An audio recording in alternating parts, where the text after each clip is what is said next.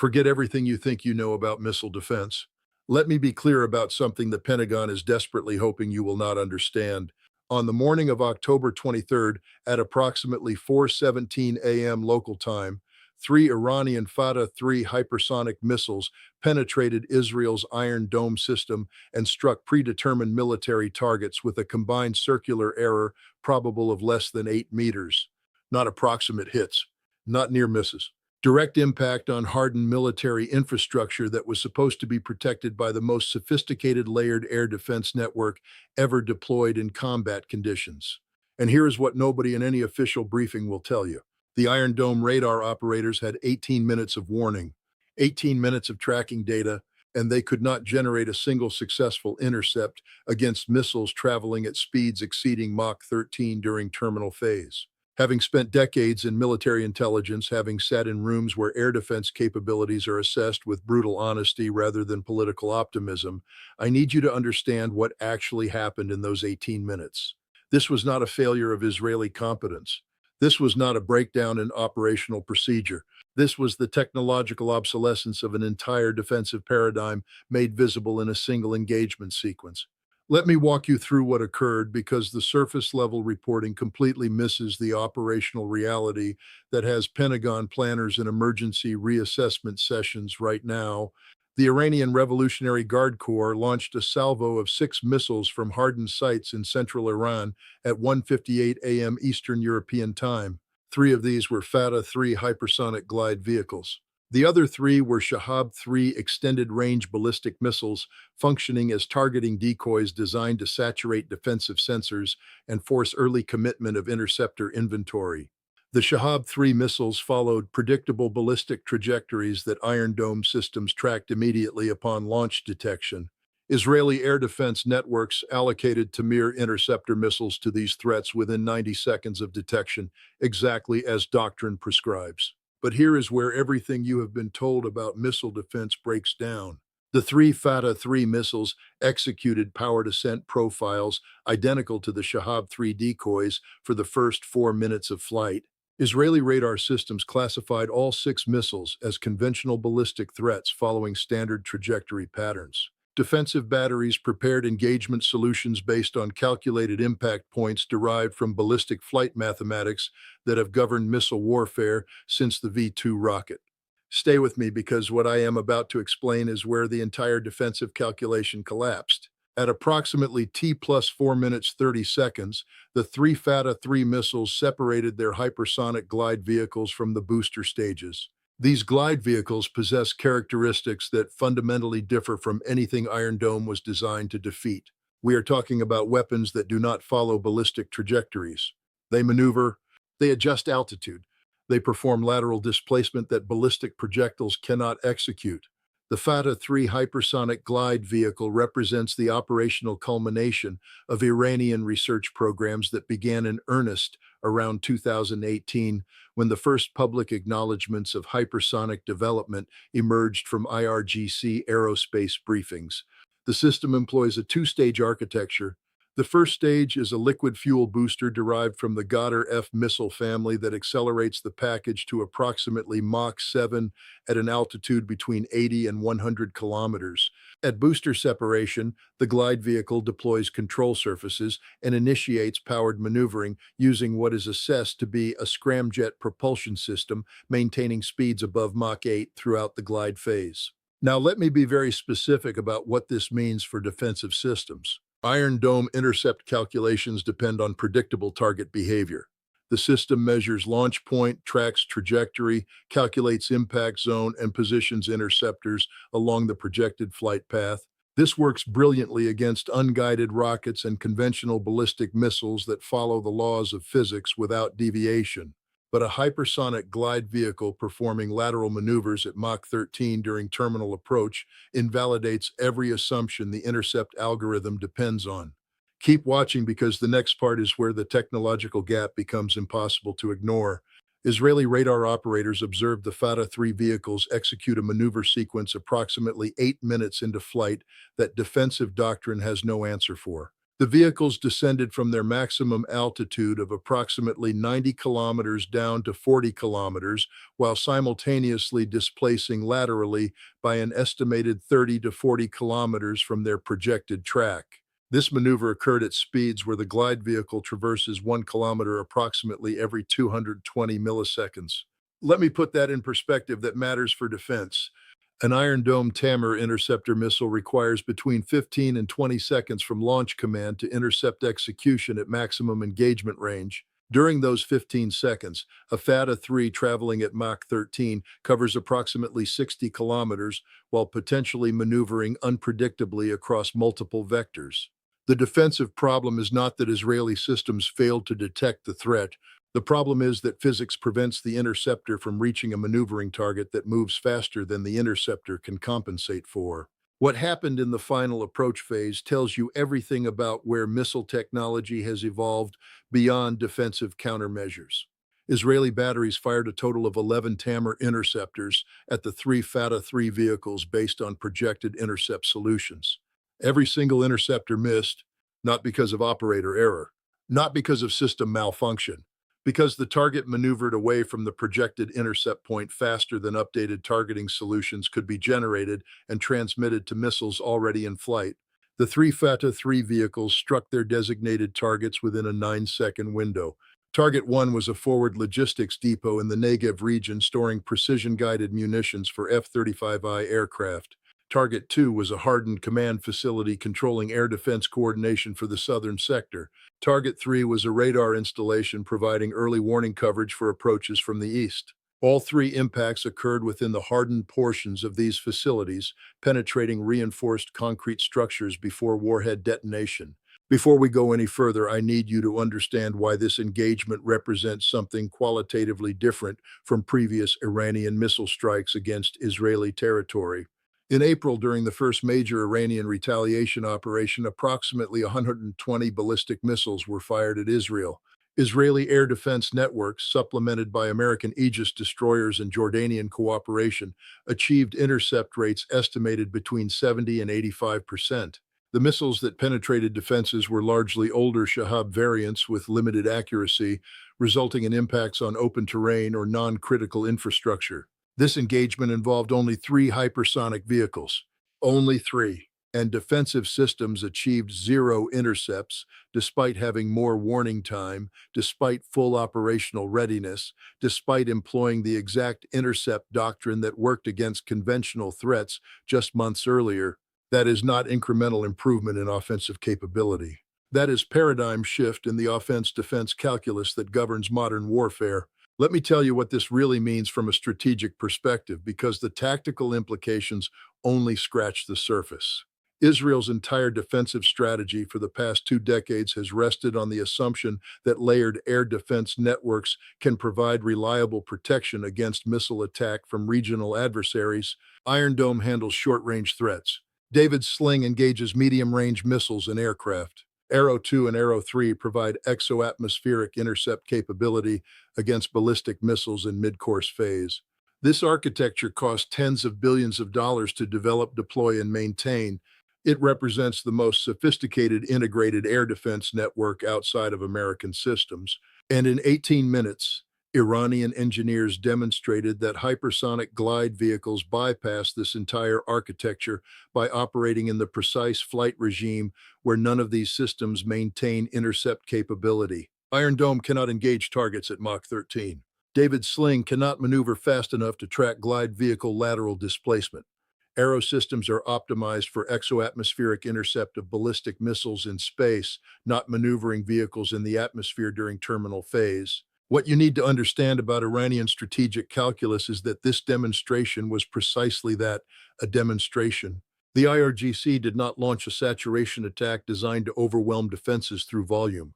They did not target civilian population centers to maximize casualties. They fired exactly 3 hypersonic vehicles at hardened military targets to prove a specific capability while maintaining escalation control. The message was not, "We can destroy you." The message was, "We can hit what we aim at and you cannot stop it." This is the part that gets buried in classified assessments while public statements maintain reassuring fictions. Pentagon war planners understand immediately what this engagement reveals about the regional balance of military power. If Iranian hypersonic missiles can penetrate Israeli defenses, they can penetrate the defensive systems protecting American bases throughout the Middle East.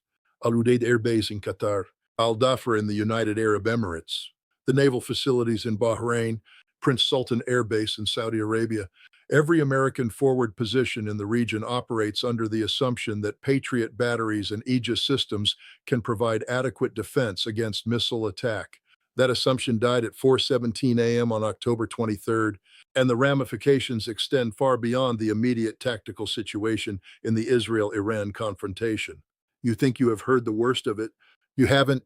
Not even close. Because what I have not yet told you is where this truly becomes dangerous for American strategic positioning across the entire Middle Eastern theater of operations. The United States maintains approximately 45,000 military personnel across installations in the Middle East. These forces depend on assumptions about defensive capability that this engagement fundamentally undermines.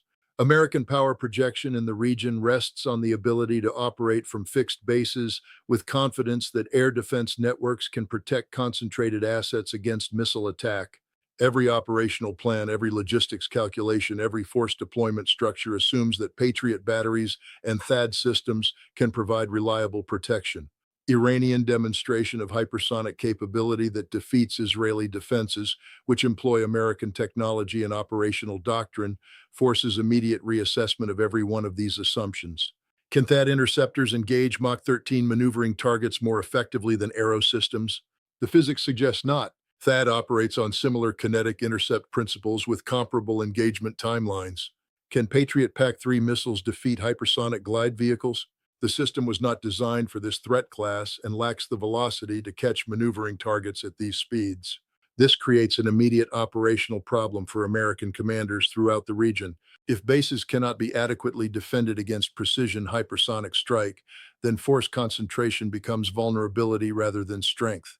The entire logistics infrastructure supporting American operations, the fuel storage facilities, the ammunition depots, the maintenance hangars, the command centers, all of it becomes targetable with weapons that defensive systems cannot reliably intercept. Let me walk you through exactly why this matters for the decisions being made right now in classified planning sessions.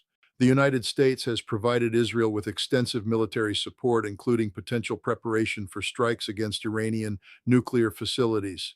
These strike packages would require American tanker support, American intelligence and surveillance assets, potentially American suppression of enemy air defenses. Every element of this support infrastructure operates from bases that are now demonstrated to be vulnerable to Iranian hypersonic missiles. Iranian strategic messaging in this engagement was direct. You are considering military action against our nuclear program. Before you proceed, understand that we can strike your bases with weapons you cannot defend against. We can target the tankers sitting on runways. We can hit the command facilities coordinating your operations. We can strike ammunition storage areas supporting your offensive capabilities. And your defensive systems cannot prevent it. This fundamentally alters the calculation that American planners must make when assessing the risks and costs of potential military action. It is one thing to accept that combat operations involve casualties. It is entirely different to accept that your logistics infrastructure supporting those operations can be systematically destroyed by weapons you have no effective countermeasure against. That changes what is operationally feasible and what risks are acceptable. What happens in the coming days will echo for decades in terms of American strategic positioning in the Middle East. If the United States proceeds with supporting Israeli military operations against Iran, despite this demonstrated vulnerability, it accepts that American personnel and assets throughout the region are exposed to attack by weapons that cannot be reliably defended against. If the United States pulls back from supporting such operations, it acknowledges that Iranian hypersonic capability has successfully deterred American power projection. Neither option is acceptable from the perspective of maintaining American credibility and regional deterrence posture. But those are the options that this single 18-minute engagement sequence has created. Keep watching because what I am about to tell you is where the global strategic implications extend beyond the immediate Middle Eastern context. The successful demonstration of hypersonic capability by a regional power that is not a superpower creates precedent that reverberates through every theater where American forces operate under assumption of defensive superiority. If Iran can develop and deploy operationally effective hypersonic weapons, what does that mean for North Korean programs that have received technical assistance from both Iranian and Russian sources? What does it mean for Chinese hypersonic development that is years ahead of Iranian capabilities in both sophistication and scale? What does it mean for Russian systems that are already deployed and have demonstrated effectiveness in Ukraine against Western-supplied air defense networks? The uncomfortable reality that no official briefing will address is that American defensive technology has not kept pace with the offensive hypersonic capabilities being deployed by adversaries and regional powers. The United States does not currently field operational hypersonic weapons in meaningful numbers. American defensive systems were not designed to defeat maneuvering hypersonic threats, and the development timeline for fielding effective countermeasures extends years into the future, while adversary capabilities are operational today. This creates a window of vulnerability that hostile actors understand and can exploit. It creates incentive structures for aggressive action during the period before American countermeasures close the capability gap. It undermines the deterrence equations that have prevented major conflict by making American military power appear less overwhelming and American defensive systems appear less reliable than they actually need to be to maintain stability. The decisions being made right now as we speak by leadership in Tehran, in Washington, in Tel Aviv, in Moscow, in Beijing, these decisions are being made with full awareness that the technological balance of offensive and defensive capability has shifted in ways that change what is possible and what is deterred. I wish I could tell you something more reassuring. I wish I could say that American technological superiority remains so overwhelming that regional powers cannot meaningfully challenge American military capabilities. But I'm obligated to tell you the truth as I see it based on decades of experience in military intelligence and weapons assessment. The truth is that this engagement demonstrated a capability gap that creates genuine vulnerability for American forces and American allies operating in contested regions where adversaries possess hypersonic weapons. The next 72 hours will determine whether the United States and Israel adjust their strategic calculus based on this new reality or whether they proceed with operational plans developed under assumptions that have now been demonstrated to be false. Either path carries profound risks. Adjustment means acknowledging that Iranian capability has successfully constrained American freedom of action. Proceeding means accepting vulnerability that could result in significant American casualties if Iran chooses to escalate in response to attacks on their nuclear infrastructure. What you need to understand is that this is not about a single missile engagement. This is about the erosion of technological advantages that American military power has depended on for maintaining regional stability without constant combat operations. When defensive systems cannot reliably protect forward bases, power projection becomes more costly and more risky. When regional adversaries can hold American assets at risk with weapons we cannot defend against, deterrence becomes more fragile and crisis stability becomes more uncertain. The clock is running and the window is closing for decisions that will determine whether this demonstrated capability leads to restraint or whether it leads to escalation driven by the perception that action must be taken before the capability gap widens further. I cannot tell you which path will be chosen. What I can tell you is that the choice is being made right now based on assessments of vulnerability that this 18-minute engagement brought into sharp focus. This is not the end of this story. This is the beginning of a strategic reassessment that will reshape American military planning and force deployment throughout the Middle East and potentially beyond. Pay attention to the decisions that follow in the coming days. Pay attention to whether operational plans proceed or pause. Pay attention to the language used in official statements about defensive capability and threat assessment, because those decisions and that language will tell you whether leadership has grasped the significance of what occurred at 4:17 a.m. on October 23rd, or whether they are proceeding based on assumptions that Iranian engineers just shattered along with the myth of impenetrable air defense.